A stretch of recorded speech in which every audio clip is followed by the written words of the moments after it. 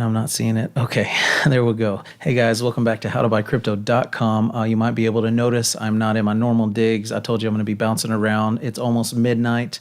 So this is probably going to come out about Wednesday morning by the time it uploads and everything. But I'm going to be bouncing around all this week, and I didn't want to leave you guys without a video. And I just trying to get this going, so the quality might be a little less than normal, but it's definitely manageable, and hopefully you don't mind it too much. I want to say thank you for the subscribers, and for the people that are we hit 50 on YouTube.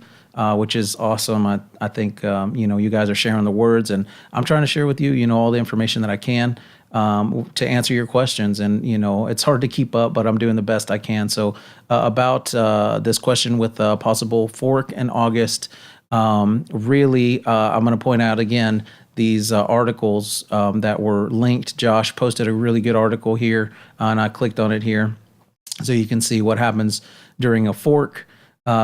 And really, I'm going to have to filter this down for you guys. There's a lot. This guy, Andreas Antonopoulos, has got some really good information, and I highly recommend if you follow him. He's like, Bitcoin, a mouthpiece. Just a ton of knowledge and wisdom in the space. And this read is not as long. I would recommend this one. Now, if you wanted to go to the other link here that Dale mentioned with Robert Herjavec, tweeted about this article here, and it's Bitcoin is at all-time high, but is about to self-destruct.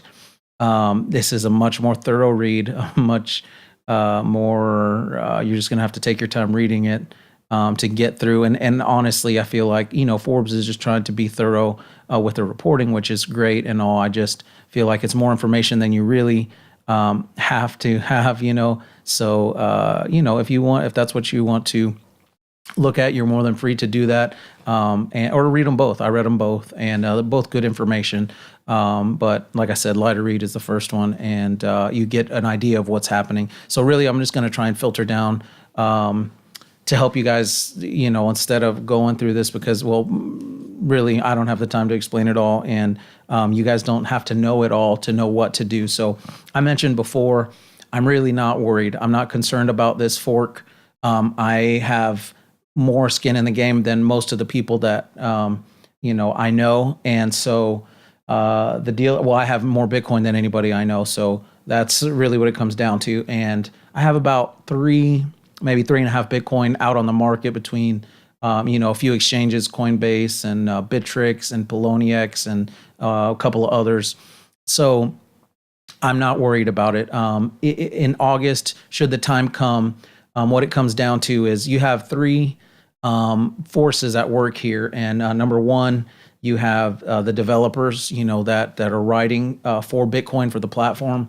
And then you have the miners that have, a major controlling portion of the market, right? And then you also have the users that say, yes or no, we want this or we don't want this. And really, who are going to be the end game deciders if there is a fork, what is going to be the legitimate Bitcoin following up. So, really what it comes down to is, do you feel like you trust in Bitcoin? Do you think, it's been around a long time, this is going to be the crash and burn finally, after all the times that have already been said, that Bitcoin is dead, or it's never going to recover from this, and all the obituaries that have been written about Bitcoin? And really what it comes down to is I don't feel like this is anywhere close to the end for Bitcoin. I think that it's unfortunate that it's taken this long for people to consider and I guess plot out the path,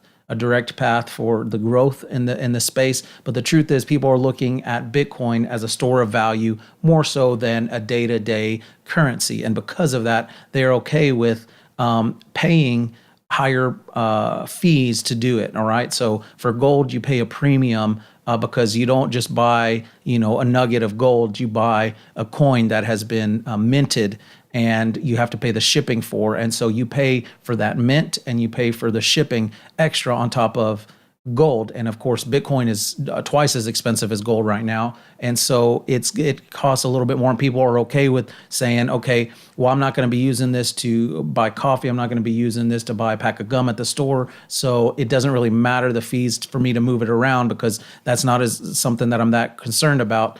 because I'm just hanging on to it as an investment vehicle, as something that's going to grow over time. So that kind of is a benefit and kind of a drawback to the people that want to use it as a currency, and that see that it could be used as in everyday transactions.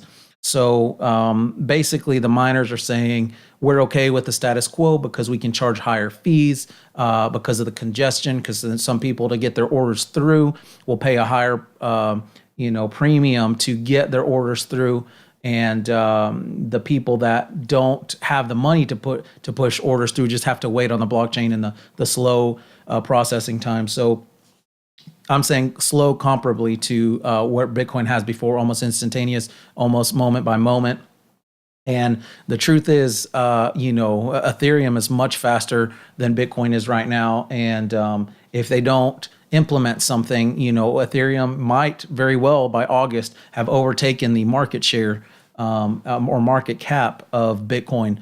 Now, are we going to see Ethereum jump to $2,700 like it is today? For Bitcoin, I don't think so. I think we will see Ethereum continue to go up by the end of the year, but and it may even overtake Bitcoin in market cap. But the market cap doesn't give the whole story. Obviously, Bitcoin has much more headway as far as the marketplace and the connections of the network that they've made around the world. Now, don't mistake me what I'm saying about this, because Vitalik is very good about talking to other countries and having other people around the world try and build on the Ethereum platform. And as well, some of the Bitcoin developers have moved over to the Ethereum platform because of the whole issues with the congestion on the network. But what it comes down to is the users are saying we're going to signal for the user activated soft fork because we want to see progress, which I think is the right direction. And then now China Coin is basically saying, well, we could do our own thing and say we're going to make our own hard fork, which honestly, guys, I think either way is going to be progress. I think if they hard fork, I get more Bitcoin. I'm going to be happy to get more Bitcoin. I don't like the confusion, but really what it comes down to is the user activated soft fork is going to be progress, or a hard fork is going to be progress. And so either way you look at this, it's a win. Andreas says in his article that if you don't control the keys for your Bitcoin, you don't own that Bitcoin. And in a way, he is absolutely correct. And actually the way banks work, that's true as well. So, if you're concerned about this, I'm going to likely leave, some of my Bitcoin on the exchanges.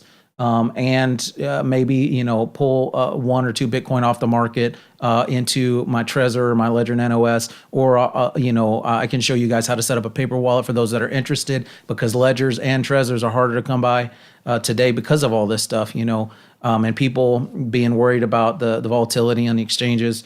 But guys, I think Coinbase is a valid way to hold your crypto. Now, if you're holding 10 Bitcoin, I wouldn't say Coinbase is a good idea.